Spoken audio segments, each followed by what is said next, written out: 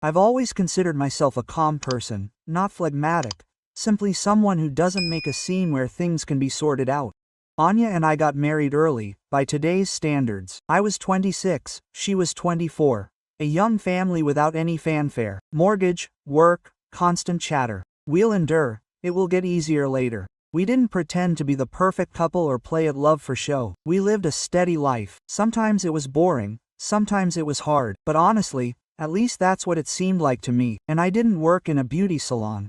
I worked in logistics. We counted money, made plans carefully. We shared an apartment, signed signatures side by side, and shared obligations. It's a great discipline when you know that if one of you slips up, the other won't be able to cope. I found out about the bachelorette party a week before, not out of the blue, not from scraps of conversation.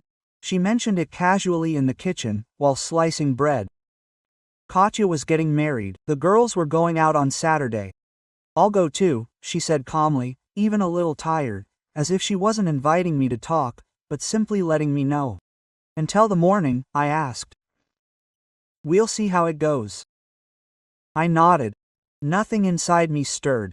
I wasn't in the habit of forbidding or controlling. We didn't live by the call me every half hour rule. I trusted her. Or thought I trusted her. On Saturday, I stayed home. TV series, uneaten pizza, laptop on my lap. Anya took a long time getting ready, not like she usually did before work or a meeting with friends. She chose a dress, changed her jewelry, let her hair down again, got ready again. I noticed, but didn't comment. Women's company, a club. Makes sense. Don't wait up, she said already in the hallway.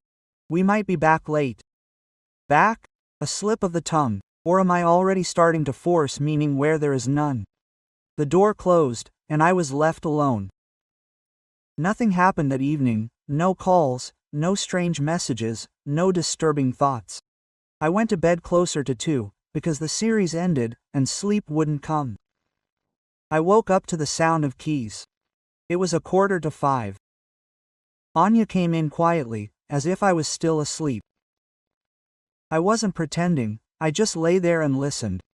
She fussed around in the bathroom for a long time, too long. She came out without turning on the light in the bedroom. She lay down carefully, leaving some space between us. She smelled of alcohol and someone else's perfume, subtle, but clearly not hers. Is everything okay? I asked in the dark. She shuddered, then exhaled. Yes. She's just tired. How was the bachelorette party? Noisy. Pause. Sleep. That was the end of the conversation. I didn't continue, not because I was afraid, but because I didn't see a reason. One evening, alcohol, fatigue. The next morning she woke up late with a headache. I made coffee, put a glass of water on the nightstand. Everything was as usual. Almost. Almost. It's when it's a little thing, hard to name, but it sticks. Anya didn't look me in the eye, and answered briefly. Her phone was lying face down, which wasn't her habit before. I noted it the way you note the weather, without emotion, but with the understanding that it might come in handy. 2 days later, Lena, one of Anya's friends, messaged me. I knew her superficially. We'd bumped into each other a couple of times at get-togethers. She always kept a little distance, a little cooler than the others. At the time, I didn't attach any importance to it. The message was short. We can talk without Anya. I didn't reply right away. I read it, put the phone down, then picked it up again. What did I write about? The answer came almost instantly. Better in person. We agreed to meet at the coffee shop near my work, during the day, away from prying eyes. I arrived early and ordered an Americana. Lena was 10 minutes late and sat down across from me, still wearing her jacket. I don't know how to start, she said, looking at the table. And I don't know if this is right. If you're in doubt, maybe you shouldn't, I suggested. She smiled nervously. Quote, I already started when I wrote you. I kept quiet, didn't rush, didn't interrupt. She hesitated on Saturday. There had been a lot of unnecessary things at the bachelorette party. Alcohol, nonsense, but there was one thing that made her look up. Quote, you should know what it was. Lena pulled out her phone, put it on the table, but didn't turn on the screen.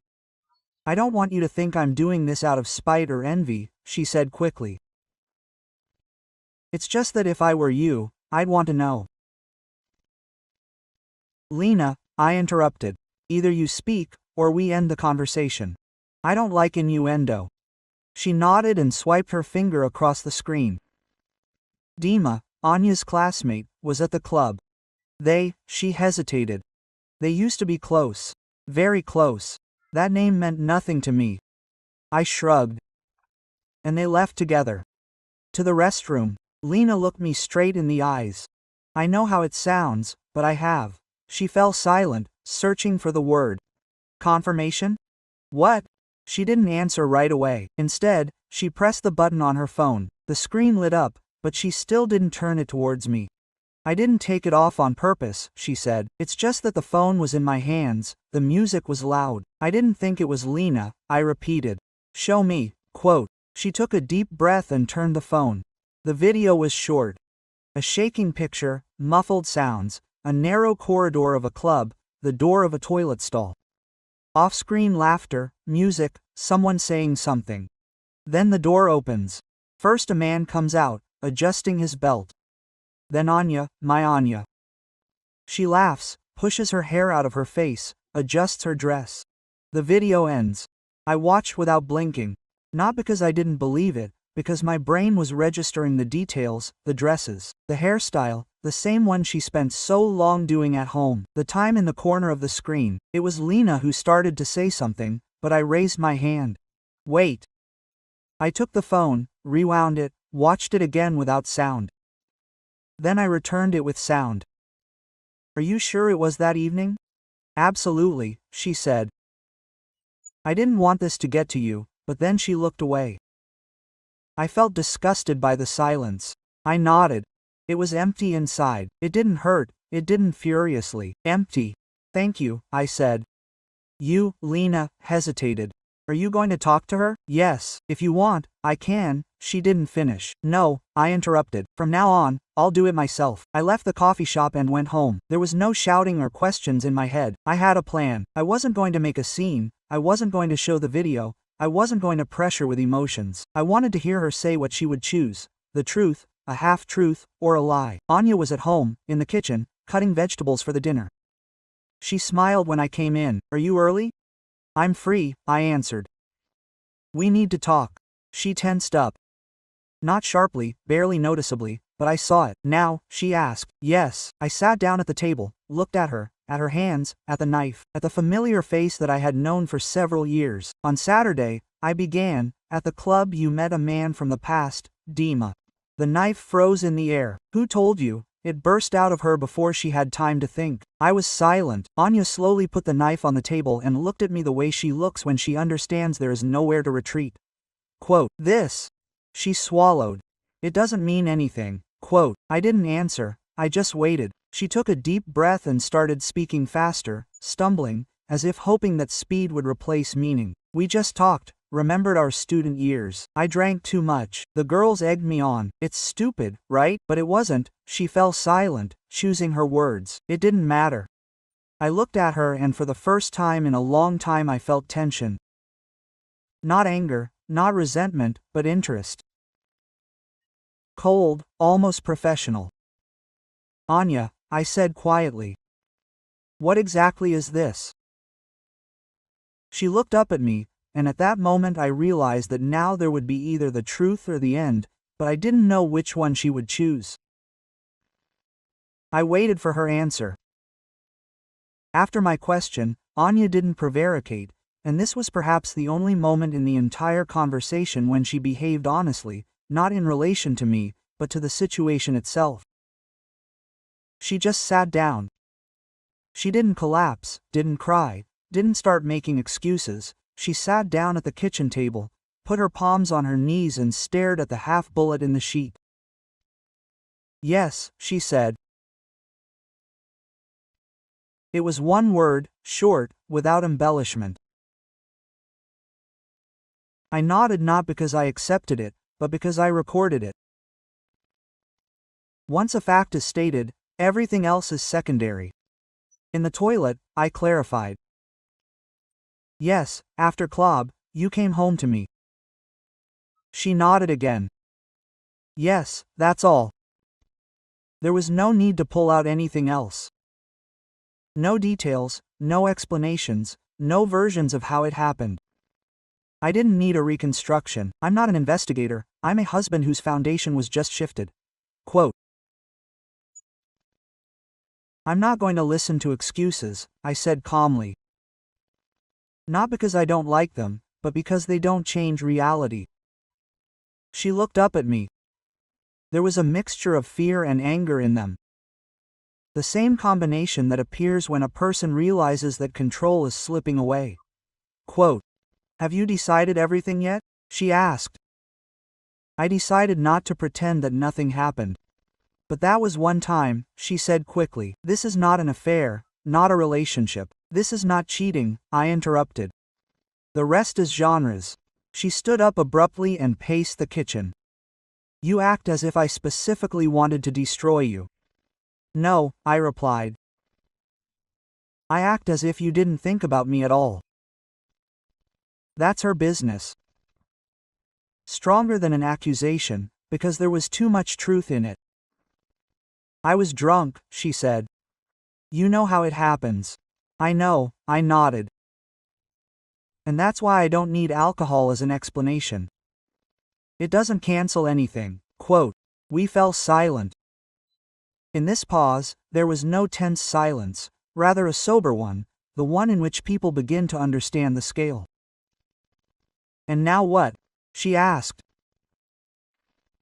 Now we stop playing family, I answered, and start talking about reality. About divorce, the word sounded cautiously, as if she hoped that I would not catch it. About the consequences, I said. Divorce is a form.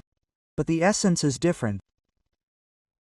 She sat down again. I don't want to lose the apartment, she said unexpectedly. I can't handle it alone. I looked at her carefully, and at that moment a lot of things fell into place. So we've come to the point of honesty, I said. It's not me who loves, nor am I mistaken, but I can't handle it. You're unfair, she answered sharply. You're simplifying everything. No, I shook my head. I'm removing the unnecessary. I got up from the table. I'm leaving, I said. Not forever, but now yes. Are you leaving me? She asked. I'm ceasing to be a participant in your illusion, I answered. These are different things. Quote. I packed my things quickly, not because I was in a hurry, but because I saw no point in delaying. At the threshold, she tried to stop me. We can go to a psychologist, she said. Talk, sort things out. You've already sorted it out, I replied. Paul. I left. The first few days I lived with a friend, worked remotely. I hardly left my room, didn't suffer, didn't replay the scene over and over again. I was busy with practical things, numbers, deadlines, options. A couple of days later, Lena wrote to me. I stared at the message for a long time before opening it. Anya tells everyone that you kicked her out. I grinned. That's how the story begins to live its own life. With distortions, accents, convenient versions. I didn't answer. A few hours later, a second message arrived. If necessary, I'll tell you how it really was. This was already unnecessary. I realized that Lena was looking for injustice. She was looking for a place. I answered briefly, no need. Quote. In the evening, Anya called. Quote. You stopped paying the mortgage, she said without greeting. Yes, you can't just do that. I can, I interrupted. The apartment is shared, the responsibility is too, but we live as if nothing happened. No. The bank won't figure out which of us is right, she said. And this is the first time in forever, I replied that I agreed with the bank. She was silent, then said quietly, "You're hurting me." "I stopped making things convenient for you," I replied. "It's not the same thing." We ended the conversation without shouting, but after it became clear that from now on everything would be decided not by emotions, but by documents. The next day I received a notification from the bank, then another, a reminder, terms, interest. The system didn't care who cheated on whom. It only cared about one thing: solvency. I closed the letter and realized that the next stage would be the most unpleasant, because now everyone without exception would suffer, and no one would be able to hide behind words. It means nothing. After the conversation with the bank, everything started moving faster than I would have liked. Not dramatic. That's exactly what was scary. No one shouted, threatened, or pressured with their voice. Letters and notifications just arrived. Dry formulations where there was no place for the words marriage, betrayal, mistake. There were only dates and amounts. Anya called more and more often, first in the evening, then during the day, then several times in a row. I didn't hang up, I answered. But the conversations became shorter. "I got a letter," she said. "Me too," I answered. "They want to pay the overdue amount." "Yes. You understand that if we don't close this month?" "I understand. You're doing this on purpose?" "I'm not doing anything on purpose. I'm just not fixing anything." This phrase infuriated her more than anything. "Are you taking revenge?" she said once. "No," I answered. "I'm quitting the game." She didn't understand the difference, or didn't want to understand. A week later, she came to me herself, without warning. I opened the door and saw a person who had aged in a short time. Not outwardly, but inside. You feel it immediately. His movements become cautious, his gaze appraising, his voice quieter. "We need to talk," she said. "We're already talking," I answered, just without illusions. She went into the apartment and looked around. Someone else's space always has a sobering effect. There were no things of hers here, no scent of hers, no trace of her. Only my life, temporarily put on hold. Quote, "I was at the bank," she said. "They'll make concessions."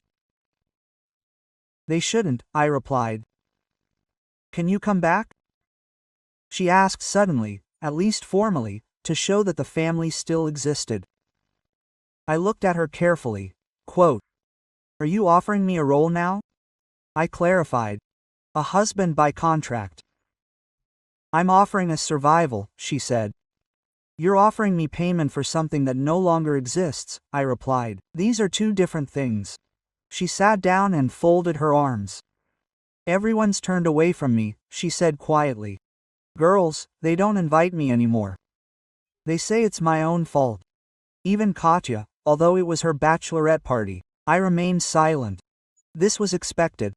Social circles rarely withstand the pressure of reality. "Lena," Anya hesitated. She stopped answering altogether. That's when I chuckled to myself. Lena disappeared right after the story was no longer a secret. People like that are always the first to leave when they realize the situation no longer gives them any bonuses. Quote, "You're left alone," I said, not cruelly, but stating. "This is the result. And you?" she asked. "Do you think it's easier for you?" I thought, then answered honestly, "It's clearer to me." This angered her. "You've always been like this," she said, coldly laying everything out on the shelves. Maybe that's why I didn't finish, and I did the right thing.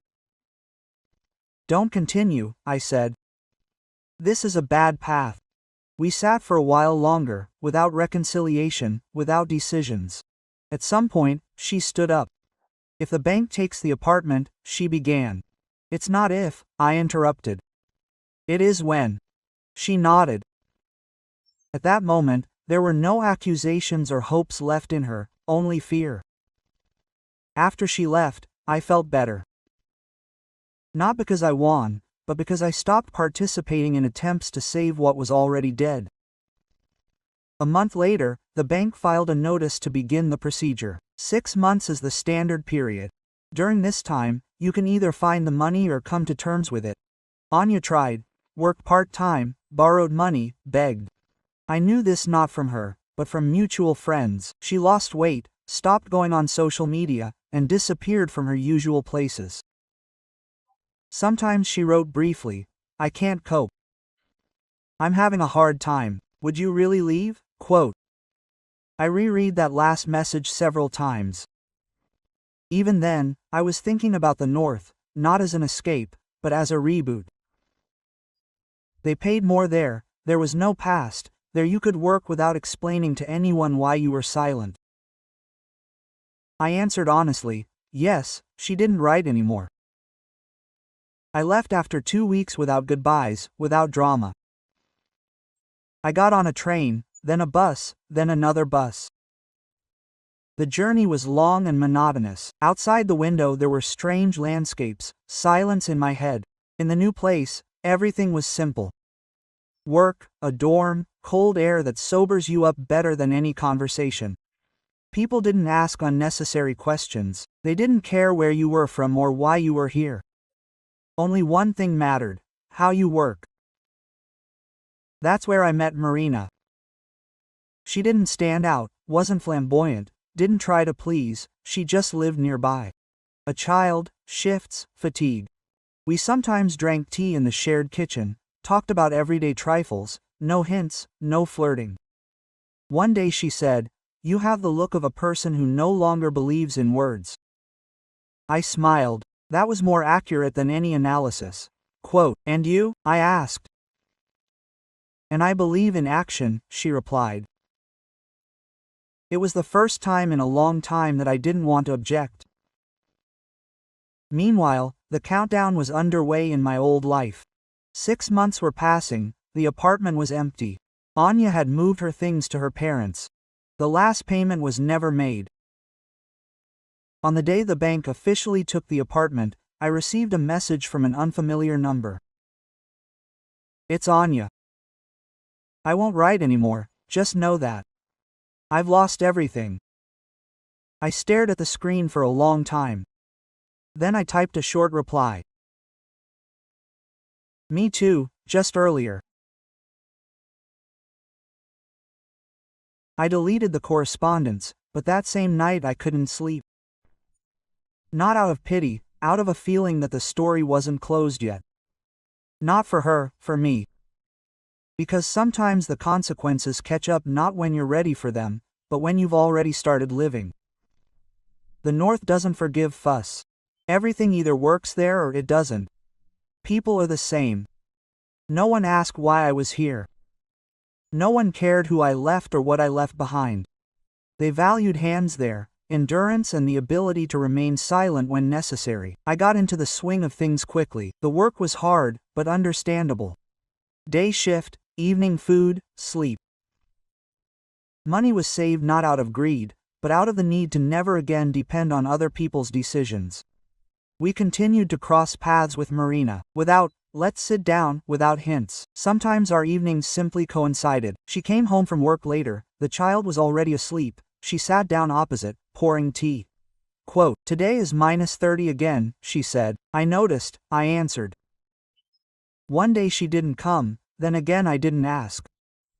It's not customary to intrude here. A few days later she knocked on the door herself. Quote, "Can I?"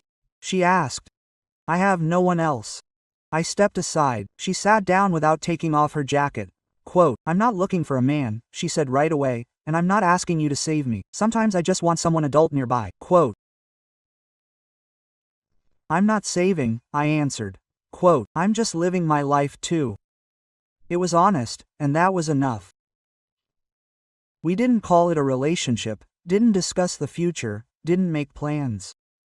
I helped with the child, not as a hero, but as someone who happened to be there. She cooked dinner not as a hostess, but because it was more convenient. At some point, I realized I wasn't waiting for messages, wasn't checking my phone, wasn't wondering who was saying what about me in my past life. One evening, the bank called me, an old number, a familiar voice. We closed all obligations under the property, the woman said. You are no longer a party to the contract. I know, I replied. I hung up and looked out the window for a long time. Not with relief, but with the feeling that the door had finally slammed shut. A couple of weeks later, I received a letter not from Anya, but from her mother. Short, reserved. She lives with us, works, doesn't drink, doesn't complain. You were important to her. I'm not making excuses for her, I just want you to know. I didn't answer out of anger, simply because I had nothing more to say in that direction. In the evening, Marina said, we were offered a better room, with a separate kitchen, if you don't mind, together. I looked at it not as a chance, but as reality. I'm not promising a fairy tale, I said. I don't need one, she replied. I need stability. The word sounded familiar, but now without illusions. We signed quietly, without guests, without photographs as a keepsake. The child held my hand and asked seriously, Are you now forever? I did not answer loudly. I'm here, I said, now. The past sometimes reminded me of itself. Not with calls, thoughts, especially at night. But these weren't wounds anymore, more like scars. They don't hurt, they just are. On one of those nights, I went outside. The cold cut my face. The north stood silently, like a witness who doesn't care. I thought about how easily one night can wipe out years, and how long it takes to build everything anew, not for someone else, but for yourself. I returned home. The light was on in the room. Marina was sleeping, the baby was quietly snoring in the next room. I closed the door, and for the first time in a long time, I didn't feel like anything else needed to be proven, figured out, or returned. Just life, the one that no one can take away from someone else's choice.